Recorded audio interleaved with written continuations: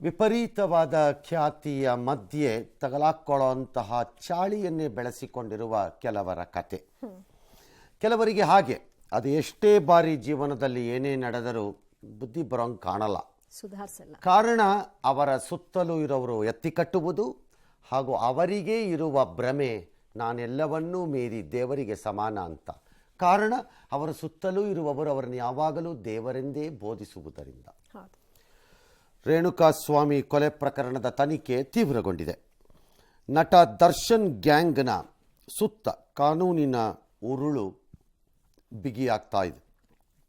ರೇಣುಕಾಸ್ವಾಮಿ ಕೊಲೆ ನಡೆದ ಜಾಗ ಮತ್ತು ಶವ ಎಸೆದ ಜಾಗಕ್ಕೆ ಇಬ್ಬರನ್ನು ಅಂದರೆ ದರ್ಶನ್ ಪವಿತ್ರನ ಇವತ್ತು ಆರೋಪಿಗಳು ಬೇರೆ ಆರೋಪಿಗಳ ಜೊತೆ ಕರೆದುಕೊಂಡು ಹೋಗಿ ಸ್ಥಳ ಮಹಾಜರು ಮಾಡಿದ್ದಾರೆ. ಸತತ 2ನೆಯ ದಿನ ಅನ್ನಪೂರ್ಣೇಶ್ವರಿ ನಗರ ಠಾಣೆಯ ಲಾಕಪ್ನಲ್ಲಿ ನಟ ದರ್ಶನನ್ನು ಸೇರಿ 13 ಮಂದಿಯ ವಿಚಾರಣೆಯನ್ನು ಮುಂದುವರೆಸಿದ್ದಾರೆ. ಅವರ ಸದ್ಯದ ವಾಸಸ್ಥಾನ ಪೊಲೀಸ್ ಸ್ಟೇಷನ್, ಅಲ್ಲೇ ಇರಬೇಕು. ಪೊಲೀಸ್ನವ್ರಿಗೆ ಬೇಕು ಅನ್ನಿಸುವವರೆಗೆ, ನ್ಯಾಯಾಲಯ ಅನುಮತಿ ಕೊಟ್ಟಿರುವ ಪೊಲೀಸ್ ವಶದಲ್ಲಿ ಇರುವವರೆಗೆ. ಎಲ್ಲರನ್ನೂ ಒಟ್ಟಿಗೆ ಇಟ್ಟರೆ ತನಿಖೆ ವೇಳೆ ಸರಿ ಹೋಗುವುದಿಲ್ಲ ಅಂತ ಪೊಲೀಸ್ನವರಿಗೆ ಅವರನ್ನು 3 ತಂಡಗಳಾಗಿ ವಿಭಜಿಸಿದ್ದಾರಂತೆ. ನಂದೇನು ಗೊತ್ತಿಲ್ಲ, ನಂದೇನು ತಪ್ಪಿಲ್ಲ ಅಂತ ಈ ವ್ಯಕ್ತಿ ಹೇಳುತ್ತಿದ್ದಾರಂತೆ ನಿನ್ನೆಯಿಂದ. ಠಾಣೆಗೆ ತೆರಳಿದ್ದ ಪೊಲೀಸ್ ಆಯುಕ್ತರ ಮುಂದೆಯೂ ಇದೇ ಮಾತನ್ನು ಆಡುವ ಪ್ರಯತ್ನವನ್ನು ದರ್ಶನ್ ಮಾಡಿದ್ದಾರೆ ಅಂತ ಸುದ್ದಿ. ಅಭಿಮಾನಿಗಳ ಹುಚ್ಚು, ಅಭಿಮಾನ ಕೊನೆಯಿಲ್ಲದಂತಾಗಿದೆ.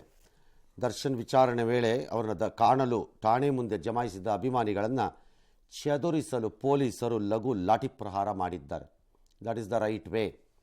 Police station is not A shooting place. ಅಭಿಮಾನಿಗಳಿಗೆ ಅತಿಯಾದ ಅಭಿಮಾನ ಇದ್ದರೆ ನಿಮ್ಮ ಮನೆಯಲ್ಲಿ ಮಾಡ್ಕೊಳ್ಳಿ.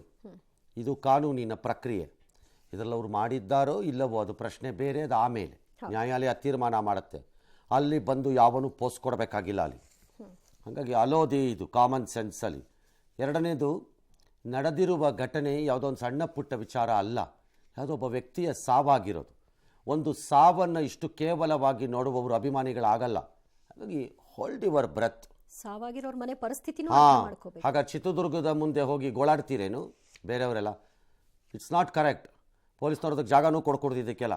Sir all criminal cases. Some patience ಇರಲಿ, ನ್ಯಾಯಾಲಯ ಏನು ತೀರ್ಮಾನ ಮಾಡುತ್ತೋ ಮಾಡಲಿ. ಅಭಿಮಾನ ಅವ್ರು ಚಿತ್ರ ಬಂದಾಗ ನೋಡೋದು ಅಥವಾ ಬರದೇ ಇದ್ದಾಗ ಬಿಡೋದು ನಿಮಗೆ ಬಿಟ್ಟಿದ್ದದು. ಇದಲ್ಲ ಅಭಿಮಾನ ಇದು. ಇನ್ನು ಪಬ್ಲಿಕ್ ಟಿವಿಗೆ ರಿಮ್ಯಾಂಡ್ ಕಾಪಿ ಲಭ್ಯ ಆಗಿದೆ. ಅದರಲ್ಲಿ ಪ್ರಕರಣದ ಇಂಚಿಂಚು ಮಾಹಿತಿ ಅಡಕವಾಗ್ತಾ ಇದೆ. ರಿಮ್ಯಾಂಡ್ ಕಾಪಿನಲ್ಲೋ FIRನಲ್ಲೋ ನಾಳೆ ಚಾರ್ಜ್ ಶೀಟಲ್ಲೋ ಇರೋದು ಎಲ್ಲವನ್ನು ನ್ಯಾಯಾಲಯಗಳು ಒಪ್ಪತ್ತೆ ಅಂತ ನಾನು ಹೇಳಿಲ್ಲ ನಮ್ಮ ಕಾನೂನಿನ ಪ್ರಕ್ರಿಯೆಯಲ್ಲಿ. ಆದರೆ ಅಲ್ಲಿ ನೆರೇಟ್ ಮಾಡ್ತಾ ಇರೋದು ಈ ಥರ ಗಾಬರಿ ಆಗೋ ಥರ ನೆರೇಟ್ ಮಾಡ್ತಾ ಇದ್ದಾರೆ ಎಲ್ಲನೂ. ಅಷ್ಟು ಆಶ್ಚರ್ಯಕರವಾಗಿದೆ ಇದು. ಈ ಪ್ರಕರಣದಲ್ಲಿ ಆರೋಪಿಗಳ ಸಂಖ್ಯೆ 13 ಅಲ್ಲ, 17 ಅಂತ ಉಲ್ಲೇಖಿಸಲಾಗಿದೆ. ಒಬ್ಬರೋ ಇಬ್ಬರು ತಲೆಮರೆಸ್ಕೊಂಡಿದ್ದಾರಂತೆ. ಎಲ್ಲೋಗ್ತಾರೆ ಬರ್ತಾರೆ. A1 ಆರೋಪಿಯಾಗಿ ನಿನ್ನೆ ಖಾಲಿ ಬಿಟ್ಟಿದ್ರು 1 and 2ನ ಬಿಟ್ಕೊಂಡಿರಲಿಲ್ಲ, ಮಾಡಿರಲಿಲ್ಲ. ಇವತ್ತು ಕ್ಲಾರಿಟಿ ಬಂದಿದೆ ಅವರಿಗೆ. ಆರ್ ಮೇ ಬಿ ಕನೆಕ್ಟೆಡ್ ಎವಿಡೆನ್ಸಸ್ಗಳೇನಾದ್ರು ಅವ್ರಿಗೆ ಸಿಕ್ಕಿರಬೇಕು. ಹಾಗಾಗಿ A1 ಅಂದರೆ ಇಡೀ ಪ್ರಕರಣದ ಮೊದಲ ಆರೋಪಿಯಾಗಿ ಪವಿತ್ರ ಗೌಡ ಮತ್ತು A2 ಆಗಿ ದರ್ಶನ್ ತೂಗುದೀಪ ಇವರನ್ನು ತೋರಿಸಲಾಗಿದೆ.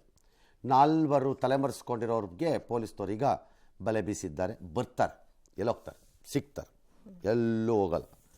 ಹೋದರೆ ಹೆಡೆ ಮುರಿ ಕಟ್ಟಿ ಕರ್ಕೊಂಬಂದು ಅದೇ ಶೆಡ್ಗೆ ಕರ್ಕೊಂಡೋಗಿ ಕುರ್ಚಿ ಮೇಲೆ ಒಂದು ಸರಿ ಕೂರಿಸಿ ಕಟ್ಟಿಬಿಟ್ಟು ಆಗ ಗೊತ್ತಾಗತ್ತೆ ಏನು ಅಂತ. ಪೊಲೀಸ್ ಭಾಷೆ ಕಚಡಗಳಂತಂದು. ಎಸ್. ಇನ್ನು ಈ ಡಿ ಗ್ಯಾಂಗ್ ಏನಿದು, ದಾವೂದ್ ಗ್ಯಾಂಗ್ ಟೈಪ್ ಏನಿದು ಡಿ ಗ್ಯಾಂಗ್ ಅಂದರೆ ಹಾಗಿದೆಯಾ? ಡಿ ಗ್ಯಾಂಗ್ ಡಿ ಬಾಸ್ ಅಂತಾರಲ್ಲ, ಹಾಗಾಗಿ ಡಿ ಗ್ಯಾಂಗ್. ಓ ಹಾಗಾದು. ಓಕೆ. A1 ಪವಿತ್ರ ಗೌಡ ನೆನೆ ಗೊತ್ತು. A2 ದರ್ಶನ್, A3 ಪುಟ್ಟಸ್ವಾಮಿ ಪವನ್, ಅವನಿಗೆ ಕಿಡ್ನ್ಯಾಪಿನ ಸೂತ್ರಧಾರ ಅಂತ ಪೊಲೀಸರ ಹೇಳಿಕೆ, ನಮ್ದಲ್ಲ. A4 ರಾಘವೇಂದ್ರ ಅಭಿಮಾನಿ ಸಂಘದ ಜಿಲ್ಲಾಧ್ಯಕ್ಷ ಅಂತೆ. ಅಭಿಮಾನಿ ಸಂಘದ ಅಧ್ಯಕ್ಷ ಕ್ರಿಮಿನಲ್ ಥಾಟ್ಗಳಿಗೆ ಕೈ ಹಾಕೋದಾದರೆ ನೀವು ನಂಬುವ ದೊಡ್ಡ ವ್ಯಕ್ತಿಗೆ ಸಹಾಯ ಮಾಡೋದು ಅದೇ ಏನು?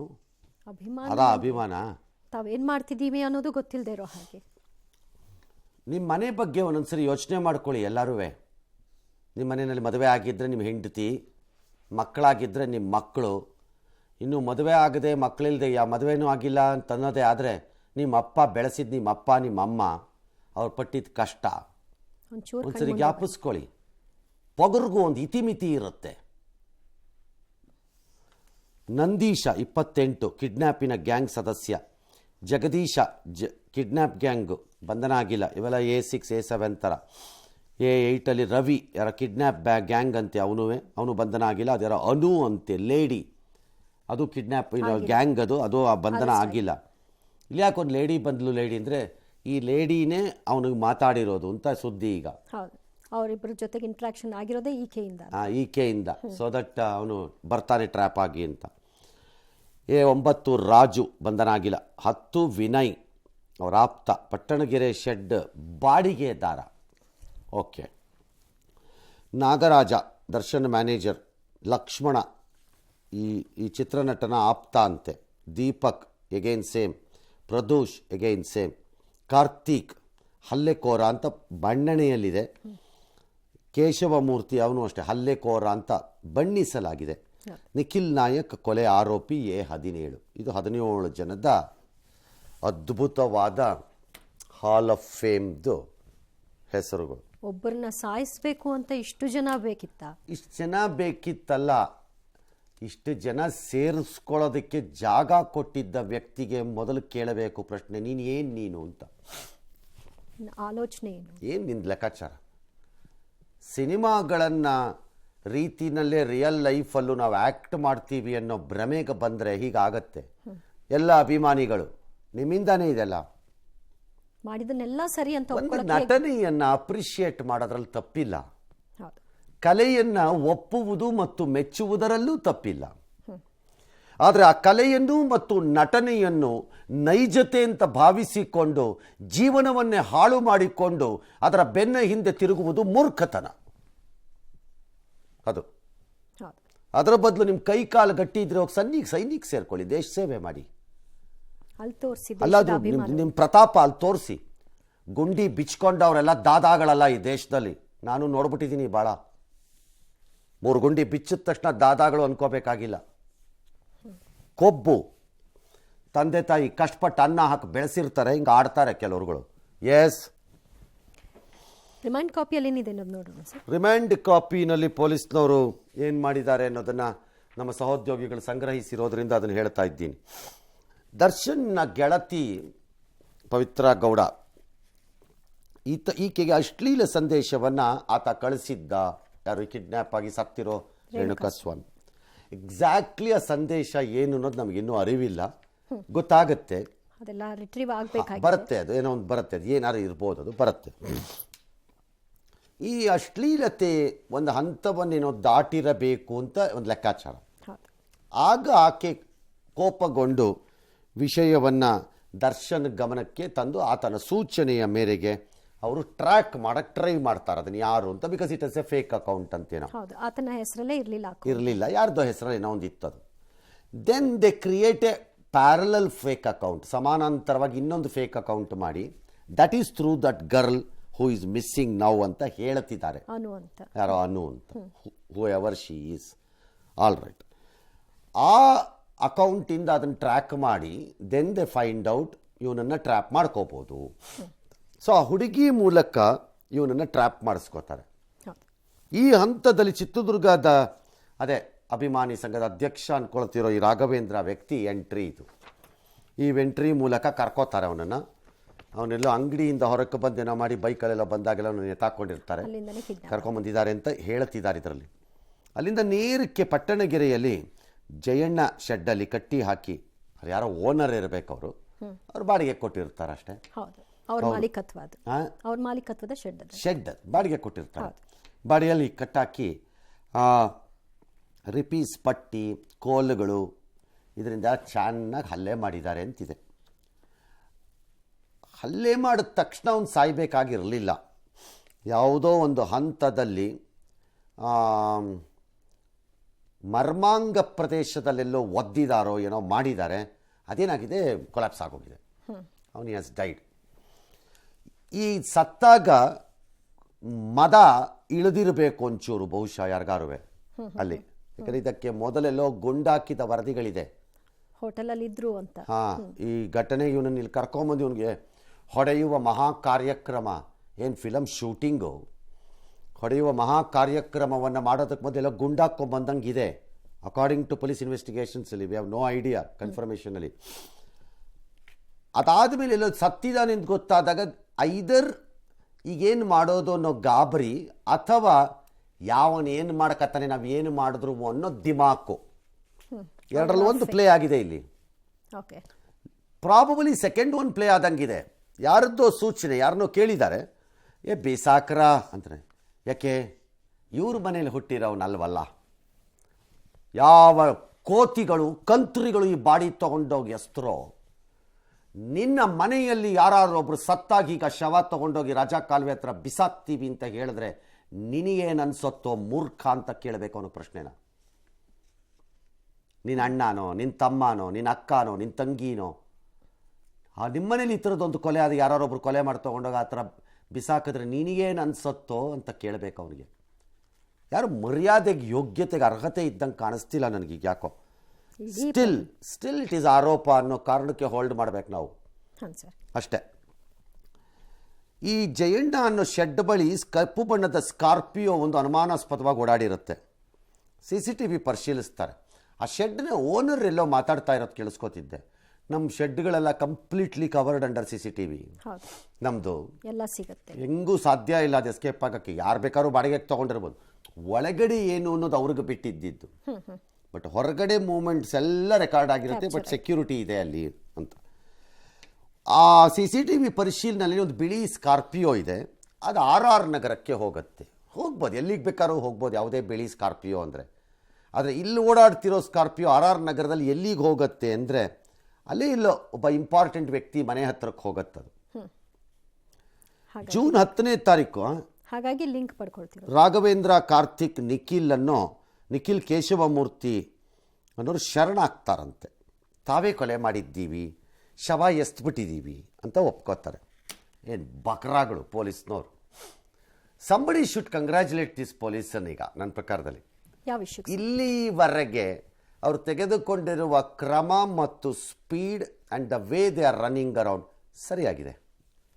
ಅದರಲ್ಲಿ ದೊಡ್ಡ ತಪ್ಪುಗಳು, ಇನ್ವೆಸ್ಟಿಗೇಷನ್ ತಪ್ಪುಗಳು ಈ ಪ್ರಜ್ವಲ್ ಕೇಸಲ್ಲಿ ನನಗೆ ಕಾಣಿಸ್ತಾ ಇರೋ ಥರ ಕಾಣಿಸ್ತಾ ಇಲ್ಲ. ಇದರಲ್ಲಿ ಸರಿಯಾದ ರೀತಿಯಲ್ಲಿ ಹೋಗ್ತಾ ಇದೆ, ಸರಿಯಾಗೇ ಇದ್ದಂಗಿದೆ. Someone brainy fellow is doing the work. ಇದನ್ನು ಕರೆಕ್ಟಾಗಿ ಮುಂದೆ ಹೇಗೆ ಮಾಡ್ತಾರೆ, ಅದನ್ನು ಹೇಗೆ ಗಟ್ಟಿ ಮಾಡ್ತಾರೆ, ಫುಲ್ ಪ್ರೂಫ್ ಮಾಡ್ತಾರೆ, ವಾಟರ್ ಟೈಟ್ ಮಾಡ್ತಾರೆ ಅರಿವಿಲ್ಲ ನನಗೆ.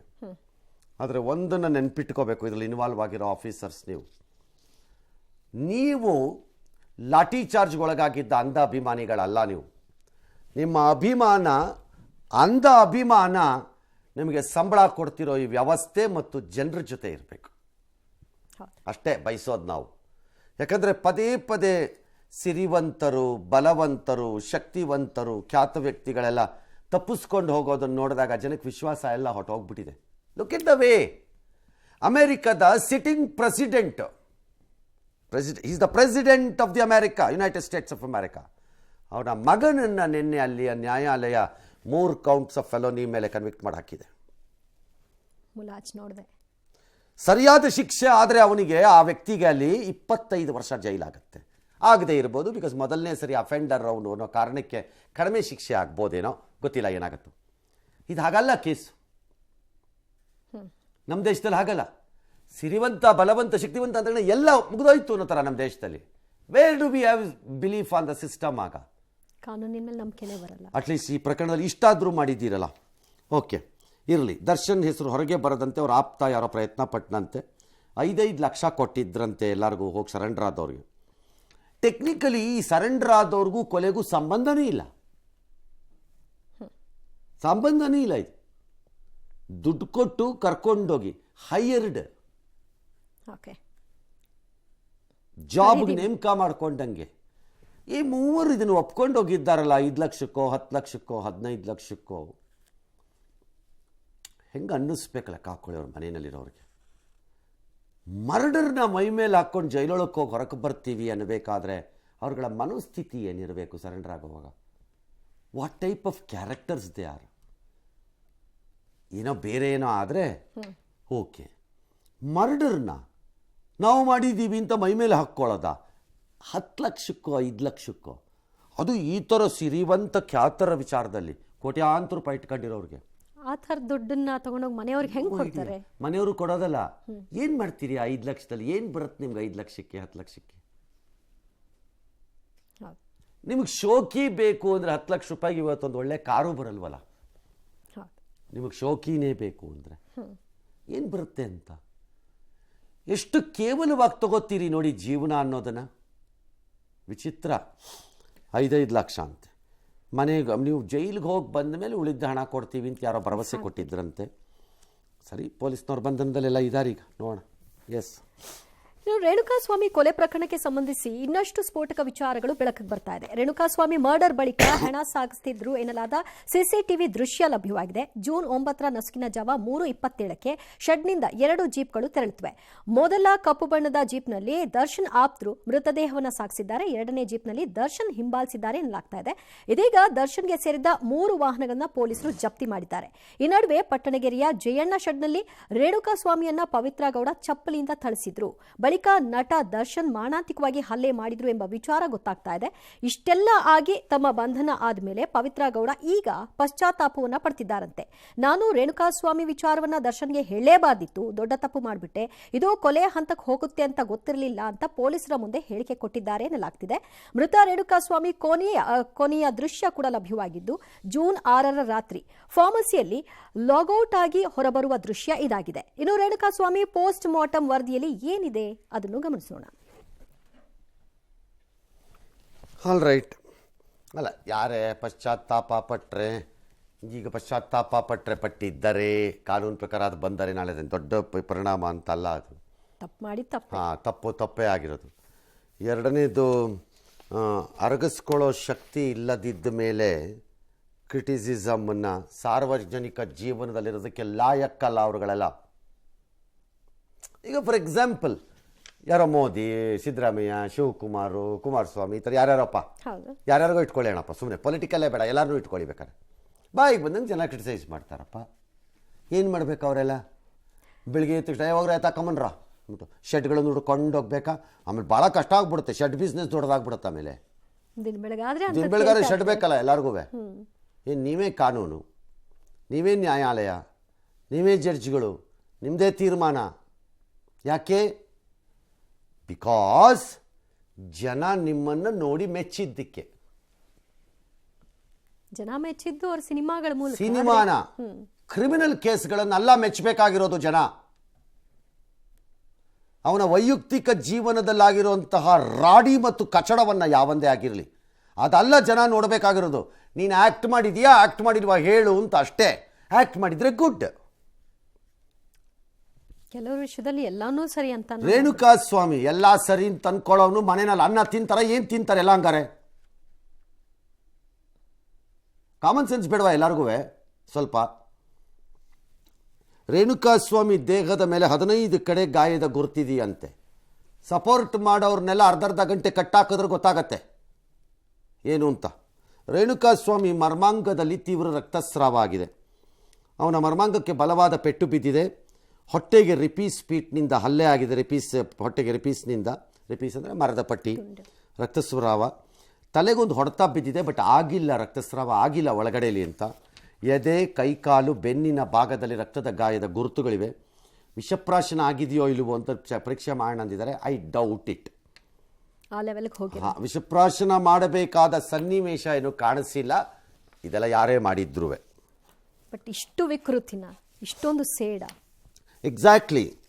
ಇದು ಸ್ಟಾರ್ಟಿಂದ ಎಂಡ್ವರೆಗೆ ಅದ್ಭುತವಾದ ಒಂದು ಡೈಮೆನ್ಷನ್ ಇರೋ ಬ್ಯೂಟಿಫುಲ್ ಕ್ರೈಮ್ಸ್ ಥ್ರಿಲ್ಲರ್ ಸ್ಟೋರಿನ ಇವರೇ ಮೂವಿ ಮಾಡ್ತಿರೋ ಥರ ಮಾಡ್ದಂಗಿದೆ. ಎಲ್ಲರೂ ಸೇರ್ಕೊಂಡು ಇದಕ್ಕೆ ಯಾವ ಸಿನಿಮಾಗೂ ಮೋಸ ಇಲ್ಲ. ಎಷ್ಟು ಚೆನ್ನಾಗಿದೆ ಅಂದರೆ, ಫಸ್ಟು ಒಂದು ಕಾನ್ಸ್ಪಿರಸಿ ಪ್ಲಾಟ್ ಬಿಲ್ಡ್ ಆಗತ್ತೆ. ಇವನು ಯಾವನೋ ಮಾಡಿದ್ದಾನೆ, ಹಾಗಾಗಿ ಇವನಿಗೆ ಶಿಕ್ಷೆ ಕೊಡಬೇಕು, ರಿವೆಂಜ್. ಟಿಪಿಕಲ್ ಹೀರೋ ಅಲ್ವೇ? ಹೀರೋಗಳು ಹಂಗೆ ಅಲ್ವಾ ಯೋಚನೆ ಮಾಡಬೇಕು. ಸಮಾಜಕ್ಕೆ ಅನ್ಯಾಯ ಆಗಿದೆ, ನಾನು ರಿವೆಂಜ್ ತೊಗೋತೀನಿ. ನಮ್ಮ ಅಪ್ಪ ಅಮ್ಮನಿಗೆ ಮೋಸ ಆಗಿದೆ, ನಾನು ರಿವೆಂಜ್ ತೊಗೋತೀನಿ. ಎಲ್ಲದಕ್ಕೂ ರಿವೆಂಜ್ ತಗೋಬೇಕಲ್ಲ. ಸೊ ರಿವೆಂಜ್ ಪ್ಲಾಟ್ಗೆ ಸೂತ್ರಧಾರಿಗಳಾಗಿ ಭಾಳ ಜನ ಸೇರ್ಕೊಂಡಿದ್ದಾರೆ. ಅದಾದಮೇಲೆ ಮೊದಲನೆಯ ಸೀನ್ ಇವ್ರಿಗೆ ಕಿಡ್ನ್ಯಾಪ್ ಆದಂಗಿದೆ. ಕಿಡ್ನ್ಯಾಪ್ ಸೀನು ಭಾಳ ಚೆನ್ನಾಗಿ ಸ್ಮೂತಾಗಿ ಒನ್ ಟೇಕಲ್ಲೇ ಬಂದಂಗಿದೆ. ಅದು ಒಂದೇ ಒಂದು ಟೇಕಲ್ಲಿ ರೆಕಾರ್ಡ್ ಆದಂಗಿದೆ. ಹೋಗಿದ್ದಾರೆ, ಪಿಕ್ ಆಗಿದೆ, ಬಂದ್ಬಿಟ್ಟಿದೆ ಅಷ್ಟೇ. ಏನು ಕಾಂಪ್ಲಿಕೇಶನ್ ಆಗಿಲ್ಲ ಅದರಲ್ಲಿ. ಪದೇ ಪದೇ ಸೊ ಪ್ರಯತ್ನಗಳ may be the directors of this real life movie are very happy. ಏನು ಸ್ಮೂತಾಗಾಯಿತು. ಸೊ ನೆಕ್ಸ್ಟ್ ಫೇಸ್ ಏನು, ರಿವೆಂಜ್ ಬರಬೇಕು. ಸೊ ಅದಕ್ಕೆ ಒಂಥರ ಸೆಟ್ ಇದ್ದಂಗೆ, ಶೆಡ್ಡು, ಕಡಿಮೆ ಲೈಟು, ಸಣ್ಣಕ್ಕೆ ಹೊಗೆ ಹೋಗ್ತಿರೋ ಥರ ಎಲ್ಲ ಬೇಕಲ್ಲ. ಕುರ್ಚಿಲಿ ಕತ್ತಾಕಿರ್ಬೇಕು ಅವನನ್ನು. ಆಗ ಹೀರೋ ಕೊಡಬೇಕು ಏಟ್ ಅವನಿಗೆ, ವಿಷಲ್ ಹೊಡಿಬೇಕು ಜನ ಇದರಲ್ಲಿ. ಅದಕ್ಕೊಂದಷ್ಟು ಜನ ಬೇಕಲ್ಲಿ. ಅದಕ್ಕೆ ಹಲ್ಲೆ ಸ್ಮೂತ್ ಆಗಿದೆ, ಹೊಡೆದಿದ್ದಾರೆ, ತೀರಿಸ್ಕೊಂಡಿರ್ತಾರೆ ಕೋಪ ಎಲ್ಲ, ಅದು ಸ್ಮೂತ್ ಆಗಿಬಿಟ್ಟಿದೆ. ಬಟ್ ಅಲ್ಲಿಂದ ಮುಂದಕ್ಕೆ ಇವ್ರ ಕಂಟ್ರೋಲಲ್ಲಿ ಸಿಕ್ಕಿಲ್ಲ. ಯಾರೋ ಒಬ್ಬ ಯಾರೊದ್ನೋ ನಂಗೆ ಗೊತ್ತಿಲ್ಲ, ಹೂ ಎವರ್ ಮೇ ಬಿ A1 ಇಂದ 17 ಒಳಗಡೆನಲ್ಲಿ ಅವನು ಸತ್ತ. ಈ ಪ್ಲಾಟ್ ಇದೆಯಲ್ಲ, ಇವ್ರು ಎಂಡ್ ಪ್ಲ್ಯಾನ್ ಮಾಡಿಲ್ಲ ಮೂವಿಗೆ. ಮೇ ಬಿ ಪಾರ್ಟ್ 2 ಇಟ್ಕೊಂಡಿದ್ರೇನೋ, ಪ್ಲ್ಯಾನ್ ಮಾಡಿಲ್ಲ. ಅನಿರೀಕ್ಷಿತವಾದ ಕ್ಲೈಮ್ಯಾಕ್ಸ್ ಎಂಡ್ ಆಗ್ಬಿಟ್ಟಾಗ ಸಿಗಾಕೊಂಡಿದೆ ತಲೆ. This is nothing but a movie inspired crime ಇದ್ದಂಗಿದೆ ಇದು ನನಗೆ. ಅದರಲ್ಲಿ ಹೀರೋನೇ ಜಡ್ಜು, ಹೀರೋನೇ ನ್ಯಾಯಾಲಯ, ಹೀರೋನೇ ತೀರ್ಮಾನ, ಹೀರೋನೇ ಹೇಳೋದೇ ಕಾನೂನು. ಅದೇ ನಾವು ಅಂದ್ಕೊಂಡ್ಬಿಟ್ಟಿದ್ದಾರೆ ಭ್ರಮೆಗಳಲ್ಲಿ. ಅವ್ರು ನೋಡ್ಕೊಳ್ತಾರೆ, ಸುತ್ತಲೂ ಇರೋರು ಇದೆಲ್ಲ ಮಾಡಿ ಫಿಲಮಲ್ಲಿ ಹೊರಕ್ಕೆ ಬಂದಾಗ ಅವನು ಕತ್ತರ್ಸಾಕ ಬಂದಿದ್ರು ಫಿಲಮಲ್ಲಿ ಆ ವಿಲನ್ನನ್ನು ಜನ ಅವನಿಗೆ ಕೂಗಾಟ ಮಾಡಿ ಹೂವು ಹಾಕಿ ಹಾರ ಹಾಕಿ ಕರ್ಕೊಂಡು ಹೋಗ್ತಾರೆ ಫಿಲಮಲ್ಲಿ. ಆ ಟೈಪ್ ಅನ್ಕೊಂಡ್ಬಿಟ್ಟಿದ್ದಾರೆ. Heroism, that is the problem. ಈ ಮೆಂಟ್ಯಾಲಿಟಿಯಿಂದ ಹೊರಕ್ಕೆ ಬರೋಕ್ಕಾಗದೇ ಇದ್ದವ್ರಿಗೆ ಏನು ಹೇಳಿದ್ರೂ ಪ್ರಯೋಜನ ಇಲ್ಲ. ರಿಯಲ್ ಮಾಡ್ಕೊಂಡ್ರೆ. ಎಸ್. ಇನ್ನು ಫಾರ್ಮಸಿ ಒಂದರಲ್ಲಿ ಕೆಲಸ ಮಾಡ್ತಾ ಇದ್ದ ರೇಣುಕಾಸ್ವಾಮಿ ಕೊಲೆ ಪ್ರಕರಣ ಚಿತ್ರದುರ್ಗದ ಜನರನ್ನ ಬೆಚ್ಚಿ ಬೀಳಿಸಿದೆ. ತೀವ್ರವಾದ ಮೊಬೈಲ್ ಗೀಳು, ಕೆಟ್ಟ ಸಂದೇಶ ಕಳಿಸೋ ಚಾಳಿ ರೇಣುಕಾಸ್ವಾಮಿ ಸಾವಿಗೆ ಕಾರಣವಾಗಿದೆ. ನಿನ್ನೆ ರಾತ್ರಿಯೇ ಅಂತ್ಯಕ್ರಿಯೆ ಆಗಿದ್ದು, ರೇಣುಕಾಸ್ವಾಮಿ ಕುಟುಂಬಸ್ಥರ ಒಡಲೂರಿ ತಣ್ಣಗಾಗ್ತಾ ಇಲ್ಲ, ಕಣ್ಣೀರು ನಿಂತಿಲ್ಲ. ದರ್ಶನ್ ನಾಯಕನಲ್ಲ, ಖಳನಾಯಕ. ನನ್ನ ಮಗನಿಗೆ ಆದ ಸ್ಥಿತಿಯೇ ದರ್ಶನ್ಗೆ ಆಗಬೇಕು ಅಂತ ತಾಯಿ ಹಿಡಿಶಾಪ ಹಾಕಿದ್ದಾರೆ. ರೇಣುಕಾಸ್ವಾಮಿ ಪತ್ನಿ ಸಹ ಇದೇ ಮಾತನ್ನ ಆಡಿದ್ದಾರೆ. ಹೆಂಡತಿ ಗರ್ಭಿಣಿ ಬಿಡಿ ಅಂತ ಕೇಳ್ಕೊಂಡ್ರು ಕೂಡ ಬಿಟ್ಟಿಲ್ವಲ್ಲ, ಅವನೇನು ಮನುಷ್ಯನ ಅಂತ ಕೇಳಿದ್ದಾರೆ. ಚಿತ್ರದುರ್ಗದಲ್ಲಿ ವಿಪರೀತವಾದ ಪ್ರೊಟೆಸ್ಟ್ಗಳಾಗಿದೆ, ಪ್ರತಿಭಟನೆ ಮಾಡಿದ್ದಾರೆ. ಈಗಷ್ಟೇ ಅಖಿಲ ಭಾರತ ವೀರಶೈವ ಮಹಾಸಭಾ ಒಂದು ಪತ್ರಿಕಾ ಹೇಳಿಕೆ ಬೇರೆ ಕೊಟ್ಟಿದೆ. ಇದನ್ನು ಸರಿಯಾಗಿ ತನಿಖೆ ಮಾಡಿ ಅವನಿಗೆ ಶಿಕ್ಷೆ ಆಗದೇ ಇದ್ದರೆ, ಯಾರೇ ಇರ್ಬೋದು ಆರೋಪಿಗಳು, ಆಗದೇ ಇದ್ದರೆ ನಮ್ಮ ಹೋರಾಟ ಪ್ರಾರಂಭ ಆಗುತ್ತೆ ಅಂತ. ಆ ಡೈಮೆನ್ಷನ್ಸನ್ನು ಅದು ಪಡ್ಕೋಬೇಕಾಗಿಲ್ಲ ನನ್ನ ಪ್ರಕಾರದಲ್ಲಿ, ಪಡ್ಕೊಳ್ಳೋಕೆ ಜಾಗ ಕೊಡಬೇಕಾಗಿಲ್ಲ ನನ್ನ ಪ್ರಕಾರದಲ್ಲಿ ಸರ್ಕಾರ ಅಥವಾ ಅಧಿಕಾರಿಗಳು. Whom are you going to defend in this?